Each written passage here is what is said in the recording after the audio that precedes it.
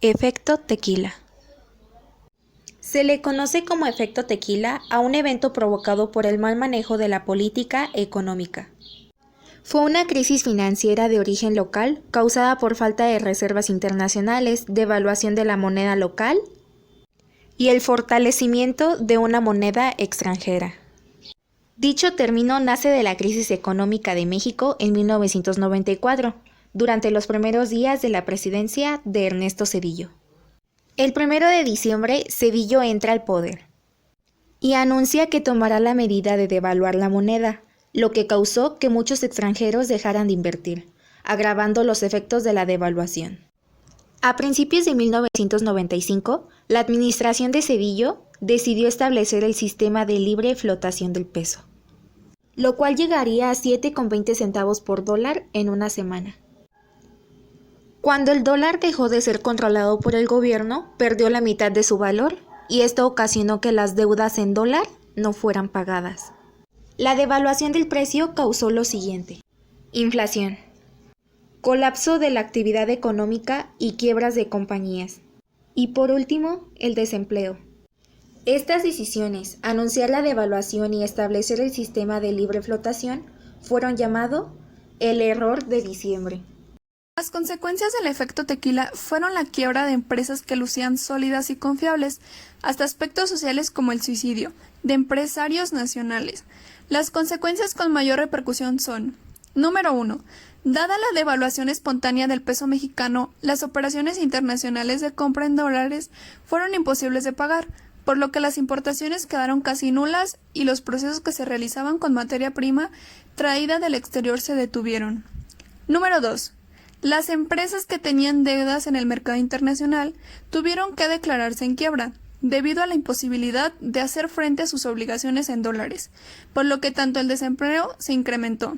Cerca de 5 millones de personas perdieron sus trabajos. Número 3. La deuda externa aumentó a una cifra de 173.400 millones de dólares. Número 4. El salario mínimo en México era de $3 por 8 horas de trabajo, mientras que en Estados Unidos era de $4 por cada hora de trabajo. Número 5. En 1995 el PIB disminuyó un 6%. Esta crisis se presentó en el cambio de administración presidencial entre el expresidente Carlos Salinas de Gortari y Ernesto Zedillo. Durante los primeros días del sexenio, la devaluación del peso mexicano alcanzó las cifras más bajas en la historia, incrementando el valor del dólar casi un 300% y desencadenando altas tasas de inflación, falta de capital en los bancos, intereses muy altos y crisis en la actividad comercial, forzando a miles de personas y de empresas a realizar recortes de personal o incluso al cierre completo de estas mismas.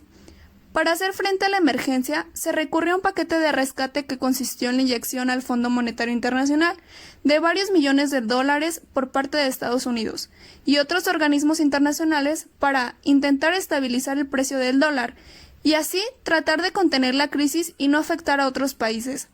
Con la globalización y los tratados de libre comercio, los países con relaciones internacionales y comerciales con México también sintieron el efecto tequila, con el llamado rescate financiero. La deuda externa de América Latina creció de 34,000 millones de dólares a 521,000 millones. Además de México, Venezuela, Brasil, Chile y Argentina fueron los más afectados de América Latina y el Caribe.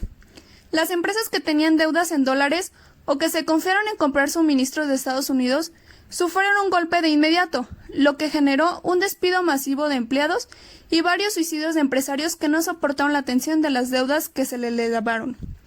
Las repercusiones sociales que tuvo el efecto tequila fueron incalculables. En muchos casos se tradujeron en pérdidas económicas para las familias. Muchos perdieron sus casas y autos que habían adquirido en contratos con tasa variable. Otros más perdieron todo. Las deudas y tasas bancarias se dispararon, lo que desató un aumento en la cartera vencida de esas instituciones. Casi desapareció la clase media y aumentó aún más la pobreza. La recesión ocasionó la devaluación del peso de más de 100%, la erosión de las reservas internacionales, una caída del Producto Interno Bruto de 6,2%, la quiebra de los bancos y millones de desempleados. A 25 años del error de diciembre, los mexicanos siguen pagando una deuda heredada.